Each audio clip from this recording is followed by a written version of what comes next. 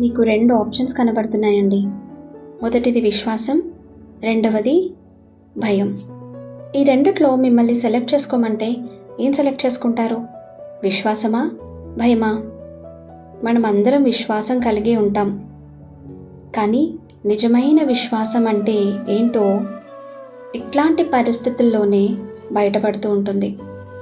అనుకున్నవి అనుకున్నట్టు జరగనప్పుడు, ఆరోగ్యంగా ఉన్నానే అని అనుకున్నప్పుడు అనారోగ్యం ఉంది అని తెలిసినప్పుడు, ఆర్థికంగా నేను చాలా బాగున్నాను, మాకు ఏ లోటుపాట్లు లేవు అని అనుకున్నప్పుడు, ఆర్థికంగా ఇబ్బందులకు గురైన సమయంలో, అనుకున్నవి అనుకున్నట్టు జరగకపోతే అప్పుడు మనము దేవుడి గురించి ఏమనుకుంటున్నాం? నిజంగానే విశ్వాసం కలిగి ఉంటున్నామా? లేదంటే ఇట్లాంటి పరిస్థితులు ఎందుకు వచ్చాయి నాకు అని విశ్వాసానికి బదులుగా భయంతో జీవిస్తున్నామా?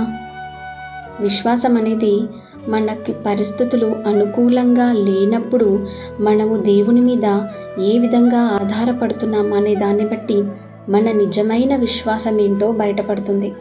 కాబట్టి మీకు ఎట్లాంటి పరిస్థితులు ఉన్నా సరే భయానికి బదులుగా విశ్వాసముతో ఉండండి.